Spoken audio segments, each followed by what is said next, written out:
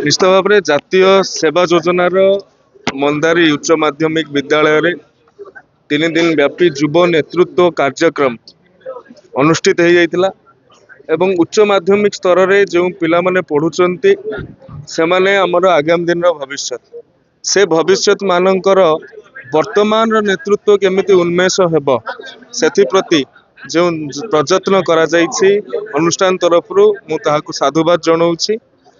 से माने नेतृत्व नेबे आगामी शिक्षा व्यवस्था से माने नेतृत्व नेबे आगामी स्वच्छ ओडिशा गठन करिवार स्वच्छ भारत गठन करिवार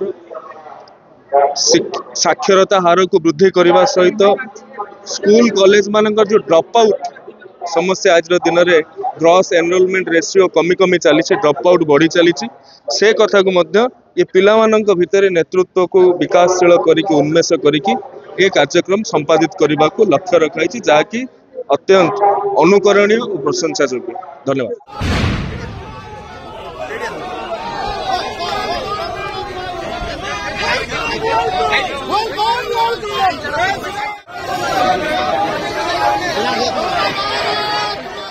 बासुदेवपुर मंदारी उच्च माध्यमिक विद्यालय परिसर में 3 दिनिया आंतः विद्यालय कैंप उद्यापित हो जाइछि।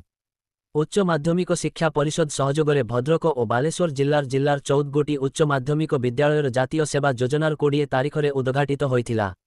एनएसएस शिविर में 110 जन शिविरार्थी जोग देइथिले।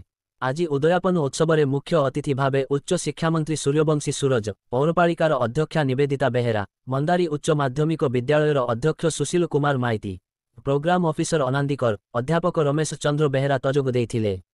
बेस्ट भल्युंटर भावे मंदारी उच्च माध्यमिक विद्यालय भगवती साहू और गायत्री साहू को मानपत्र प्रदान करथिले। कैंप छात्र छात्री को नेतृत्व अन्वेषण करिबारे प्लाटफॉर्म तैयारी करिथाय बोली मंत्री को कहि छात्र छात्री माने तुमने सामने है जो कोथले एलएसएस जातीय सेवा योजना